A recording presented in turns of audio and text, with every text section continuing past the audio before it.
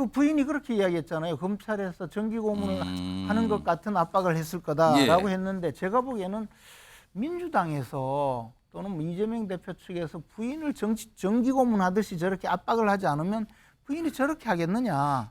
최근에 이화영 부지사의 이 변호인들 측에서 예. 최근 검찰이 뇌물죄에서 정치자금법으로 바꾼다라는 오. 소리를 하면서 형량에 대한 부분들을 어떤 나름대로 내고를 했다라는 아. 얘기를 주장을 하시거든요. 그래서 그 남편분이랑 입장이 근데 좀 다른 게 가족이랑 좀 다른 게 왜 그렇다고 저도 모르겠어요.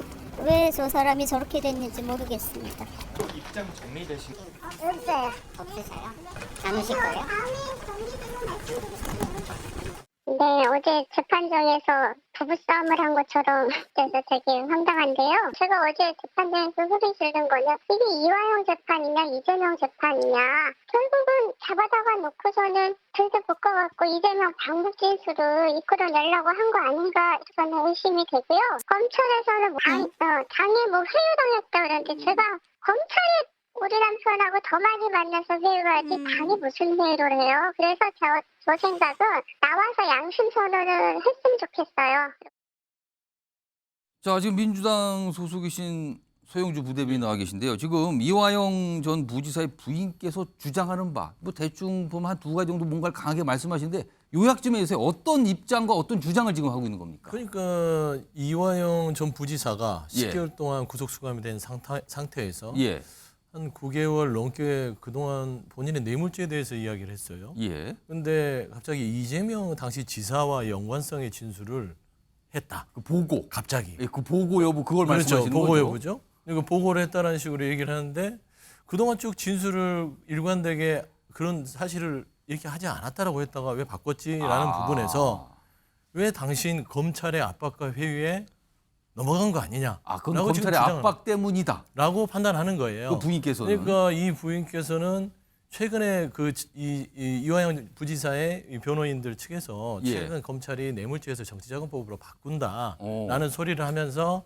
형량에 대한 부분들을 어떤 나름대로 내고를 했다라는 아. 얘기를 주장을 하시거든요. 그래서 지금 제가 봐서는 이화영 부지사와 부인의 관계가 이게 대학 시절에 민주화운동 동지로 만나서 결혼을 하신 상황이에요. 예. 그래서 성격 자체가 결국에는 어떤 그런 신념과 가치에 대해서 굉장히 삶의 중요한 소신으로 여기는데 부인이 좀 화가 난 것 같아요. 왜 그러니까- 바꿨느냐에 대해서 화를 내는 건가요?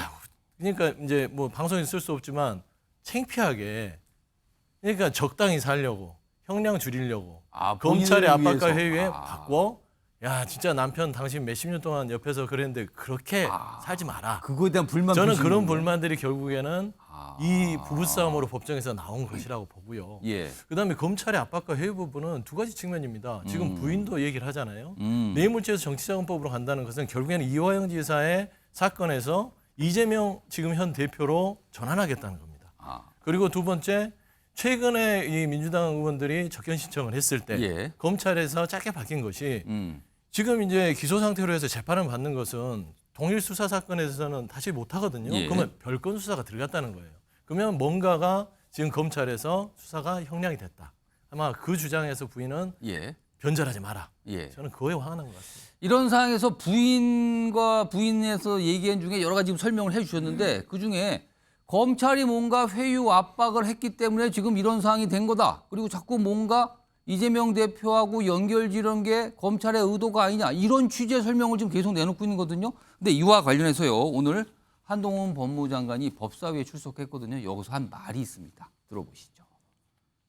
관련자의 진술이 어떤 난 보도가 났다고 해서 그 내용을 번복하기 위해서 공당이 이렇게 적극적으로 나서는 것은 저는 대단히 잘못된 거라고 생각합니다. 그리고 이런 전례를 본 적도 없습니다. 그냥 제가 상식적 선에서 말씀드리면요. 이분 국회의원까지 지내신 분이잖아요. 회유하고 압박할 정도로 간 큰 검사가 있겠습니까? 그거 다 꼬투리 잡힐 텐데요.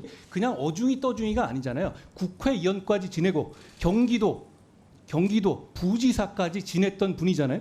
그런데 이 부분을 불법적으로 압박한다. 그게 현실적으로 가능한 얘기인가요? 영화에서도 그런 얘기 안 나옵니다. 근데 이게 아수라 영화 보신 적 있어요?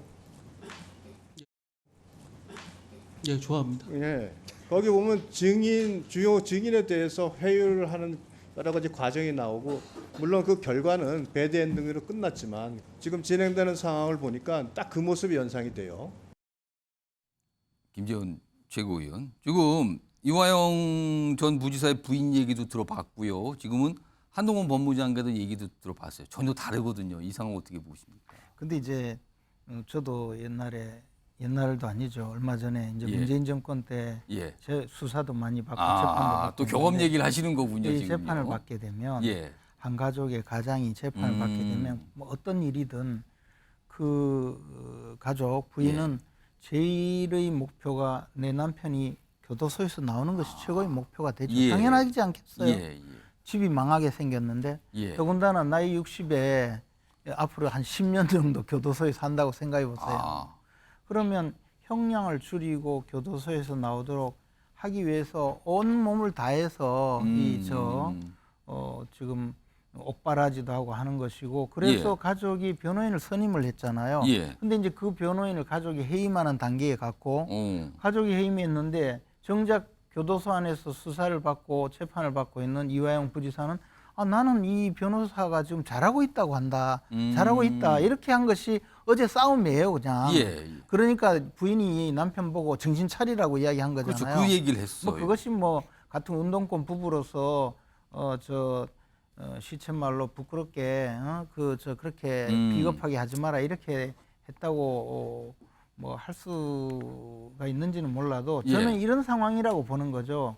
이게 이제 이화영 부지사가 지금 혐의를 받고 있는 것이 뇌물죄냐 뭐 정치자금법 위반이냐 하는 것이 결국은 그 300만 달러를 쌍방울의 뭐 조폭 출신이라고 알려진 김성태 회장이 이재명 지사의 방북 비용으로 돈을 북한에 제공했다 이거잖아요. 예, 의혹은 그거죠. 지금. 그렇죠. 그리고 그 사건에 대해서 지금 주범격으로 이화영 부지사가 수사를 받고 그것으로 이제 재판을 받고 있는 중이에요. 예. 그런데 그 사안에 대해서 지금까지는 이재명 지사에게 뭐 전혀 모르게 내가 혼자 했습니다 했는데 그것을 이제 혼자 하면 내가 북한에 가지도 않고 그냥 이 김성태로부터 도움을 받고 돈을 북한으로 주는 것이니까 뇌물죄가 될 수밖에 없어요. 근데 이것을 이제 보고를 하고 사실은 이재명 지사의 정치 활동을 돕기 위해서 이런 일을 한 것이 되면 정치자금법 위반이 되죠. 그 정치자금법 위반의 이 주범은 이재명이 되고 이화영 부지사는 그것을 도와준 종범, 공범이 되는데 그런 과정에 대해서 이제 진실을 밝히는 거예요. 내가 교도소에 가서 과연 이렇게 오래 살 필요가 있느냐. 이것은 내가 지은 죄만큼 처벌을 받겠다. 지금까지 남욱 변호사도 그랬고 유동규 씨도 그렇게 나왔어요. 그러니까 이재명 대표를 둘러싼 모든 분들이 진실을 고백하는 단계로 가 있는 거예요, 지금. 그러면 남편이 진실을 고백하고 그리고 이제 나와서 빨리 이 사회에 복귀해서 가족을 돌보겠다는데 부인이 가서 당신 정신 차려라고 변호사 쫓아내고 이러는 것은 뭐겠어요. 그 부인이 그렇게 이야기했잖아요. 검찰에서 정기고문을 하는 것 같은 압박을 했을 거다라고 했는데 제가 보기에는 민주당에서 또는 뭐 이재명 대표 측에서 부인을 정기고문하듯이 저렇게 압박을 하지 않으면 부인이 저렇게 하겠느냐. 아니면 부인이 뭔가 다른 생각이 있던가 하는데 하여튼 저는 이것은 이화영 부지사가 이제 진실을 말하고 있고 곧 이재명 대표님께서 이제 수사를 받고 다시 이 재판을 받아야 될 상황으로 가지 않을까. 자, 지금 상황은 모릅니다만 약간 묘하게 흘러가는 것만은 분명해 보이는데요. 사실은요, 이 이화영 전 부지사와 그 부인과의 관계 지금 패널 몇 분이 살짝 언급해 주셨는데 이거에 대해서 오늘 또 얘기하신 분이 또 있어요. 그 내용 좀 들어보도록 하겠습니다. 이화영 지사 부부는 이제 운동권에서 만난 그 동지 같은 사이인데 이화영 지사가 감옥에 가 있는 동안 부인께서 알아서 잘 견뎌라 이런 식이지 지극정성으로 그 뒷바라지하고 이런 경우는 제가 아닌 것으로 알아요. 잘 면회도 안 가는 걸로 제가 알고 있습니다만 가서 당신 잘 버텨라라고 이야기했을 가능성이 좀 충분히 있다고. 자, 김용주 전 의원님. 그러니까 통상 1심 동체라는 부부와는 약간 다른 결의 모습 아니냐 이런 반응이 있었고요. 어제. 그리고 사실은 남편이 아니라 아니면 이재명 대표 뭐 약간 이쪽에 뭔가 더 유리한 발언을 원했던 거 아니냐 부인은 네. 뭐 이런 반응들이 나왔거든요. 그런 이거 어떻게 봐야 반응으로 됩니까? 보면 사실은 조금 일반적으로 우리가 쉽게 왜 저런 그 목소리를 내지를 예. 이해하기 어려운 부분이 있죠. 남편이 형량을 줄이려고 하는 부분에 대해서 예. 버텨라라고 하는 부인이 상식적인가 그런 부분에 있어서 본인이 민주당 당원으로서 혹은 뭐 어떤 형태로든 앞으로 이것을 잘 버텨내면 결과적으로는 만약에 이화영 부지사처럼 예를 들어서 그런 수순으로 갔을 경우에 결국 그 형량을 부분적으로 줄어든다 하더라도 아마 이화영 부지사 부인의 마음이 이럴 수도 있다고 봅니다. 민주 진영으로부터 배척받으면 이게 무슨 삶이냐. 결과적으로는 옥살이는 옥살이대로 하고 민주 진영 쪽으로부터도 비난을 받게 되는 어려운 형국이다라는 데 대한 고민들이 있었다고 그럼 보여지고요. 약간 미래의 정치적 상황 입장까지 감안을 했다고 그러니까 보시는 뭐 거예요? 어차피 이화영 부지사가 앞으로 뭐 정치를 하거나 그러지는 못한다 하더라도 사실은 뭐 소위 운동권 동지적 관계라고 하는 면에서 이제 그런 면에서 이제 그 배신자처럼 남편이 멀리 봐라 이 뜻입니까? 아니면 어떻게 하는 대우받는 겁니까? 부분에 이게? 대해서 생각해 보는 건데요. 이제 그런 면에서 그런데 과연 현실적으로 좀 이화영 부지사 입장에서는 굉장히 오랫동안 수십 번 뭐 변접을 했다 그러지 않습니까? 그리고 변호사를 바꾼다 하더라도 단시간에 그 수많은 얘기들을 다시 정리해서 그렇겠죠. 새롭게 하기가 그렇습니다. 말처럼 쉽지는 않을 겁니다. 그렇기 때문에 이화영 부지사가 그렇게 쉽게 변호사를 바꿀 수도 없는 상황일 것이다. 저는 그렇게 보여져요. 김재현 최고님 발언기 조금만 달라고 하셨어요. 말씀하세요. 얼마 예. 전에 부산에 칠성파 두목 이강한 씨가 이제 저 세상으로 갔는데 그때 예. 뭐 조폭들이 많이 모였죠. 예. 근데 민주화 운동한 분들이 무슨 칠성파도 아니고 뭐 네가 다 안고 가라. 우리 친구 아이가 뭐 그런 이야기를 지금 하신 거잖아요. 무슨 칠성파입니까? 아니 무슨 그런 건 아니지만 잠깐만요. 갑자기 조폭 얘기로 왔는데 이거는 네. 김영주 전원께서 뭔가 반박이나 해명을 하셔야 그러니까 되겠네요. 소위 그 전체적으로 보면 586의 특성이 그런 거죠. 그러니까 형제처럼 친구처럼 살아오는 그런 분야가 있기 때문에 그것이 나쁩니까? 실제로 어떤 뭐 그게 하나의 주요한 골반이 될 수 있는데. 알겠습니다. 네. 알겠습니다. 잠깐만요. 갑자기 무슨 조폭 얘기 약간 패거리 문화 약간 이런 분위기로 갔는데 그 알겠습니다. 분위기를 비슷하게 이야기를 했어요. 알겠습니다. 아까 제가 최인현 변호사께 질문을 드리려고 했는데 김재원 최고위원께서 계속 말씀을 할 게 많으시다고 해서 바람께 드렸는데 최인현 변호사 아까 한동훈 장관이 오늘 법사위에서 얘기를 할 때 유상범 의원이 아마 의도적으로 그런 것 같아요. 영화 얘기를 꺼냈어요. 아수라. 그러면서 뭐 아수라의 영화 배드 엔딩 뭐 이런 얘기 꺼냈거든요. 근데 이거 굉장히 좀 의미심장하게 들렸거든요. 이거 어떻게 보십니까? 그렇습니다. 그 아수라란 것이 안남시의 시장님의 여러 가지 어떤 그런 비위 그로 인한 그 결국 정말 피 비린내 나는 오늘 유상범 의원이 아마 일부러 꺼내신 거겠죠? 예, 그런 그거를? 취지인 것 같습니다. 그러면서 끝에 예. 해피엔딩이 아니고 배드엔딩이라고 했던 것도 어떤 그 이재명 대표에 대한 어떤 미래를 빗대어서 얘기한 것이 아닌가 이렇게 생각하는데요. 예. 뭐 그거에 대해서는 그 정치적으로 서로 뭐 입장이 다를 수는 있습니다. 근데 저는 이렇게 생각합니다. 지금 그 이화영 부지사의 부인 같은 경우에는 검찰이 독방에 가둬놓고 정기 고문하듯 한다라고 하면서 회유하고 협박했다고 하지만 저는 회유하고 협박하는 것은 검찰이 아니고 부인이라고 생각합니다. 왜냐? 구속된 피고인이 의지할 수 있는 데가 어디 있습니까? 딱 두 군데요. 하나는 가족, 하나는 변호인입니다. 예. 그런데 부인이 법정에서 당신 진술 안 바꾸면은 가족으로서의 권리 더 이상 끊어버리고 변호사도 선임 해임해버리고 예. 이게 협박이 아니고 도대체 뭡니까? 그게 회유가 아니고 도대체 뭡니까? 알겠습니다. 저는 이걸 보면서 저는 제일 중요한 거는 판단하는 재판부입니다. 재판부가 그 모습을 보면서 어떤 판단을 했을까? 저는 이미 그 재판을 보고 재판부가 누구의 말이 맞는지에 대한 심증 형성을 저는 상당히 했을 거라고 예측을 합니다. 일단 상황 자체가 굉장히 이례적이거든요. 그래서 이제 여러 가지 얘기를 낳고 있는데 이런 가운데요. 사실 민주당 의원들 일부가 이화영 전 부지사를 만나고 싶다. 접견 신청, 뭐 면담 신청했는데 이게 또 거절됐다 그래요. 최근에요. 이와 관련해서 오늘 민주당에서 강한 목소리도 냈고요. 또 관련된 한동훈 장관의 목소리도 있습니다. 연속해서 들어보시죠. 민주당의 진상조사를 방해하기 위해 접견을 불허하는 노골적인 진상조사 방해 책동을 벌인 것입니다. 우리는 이러한 불법적 결정이 수원구치소 차원에서는 이루어질 수가 없고 법무부와 검찰의 지시나 요구가 있었을 것이라 생각할 수밖에 없습니다. 있지 않습니까? 갑자기 왜 민주당 의원들이 떼지어 가서 접견을 하려고 하죠? 재판 진행 상황을 여러분이 보시면 이게 어떤 상황인지 어떤 그림인지 충분히 아실 수 있지 않습니까? 저거는 분명히 자기들에게 불리한 진술이 나온 것을 어떤 권력을 이용해서 바꿔보려는 거잖아요.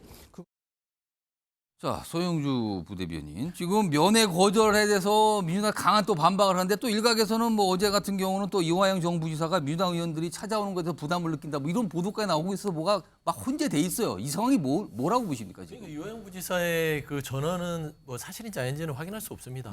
보도니까요. 근데 확실한 거는 지금 장소 변경 이 접견 신청을 한 거는 예. 법무부와 이제 지금 구치소에서 거절한 거는 이게 팩트고요. 그래서 그 부분에 대해서 항의를 한 것이죠. 예. 근데 한동훈 장관께서 이랬잖아요. 왜 민주당 의원들이 때려지어서 찾아오냐고.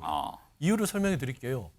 이게 검찰의 압박 가해가 있을 것 같아서 그런 심정이 보여서 그런 정황이 보이니까 그걸 확인하기 위해서 가는 겁니다. 이게 정치의 행위라는 것들은 그런 겁니다. 지금 현재 한동훈 장관이 유상범의원하고 얘기했던 거 아수라 얘기하면서 짜고 치는 고스톱처럼 얘기하잖아요. 결국에는 이재명 대표를 향한 쌍방울의 수사였다는 것을 서로 이야기하는 겁니다. 그리고 검찰의 압박 가해가 없죠. 있어서는 안 됩니다. 하지만 있어요.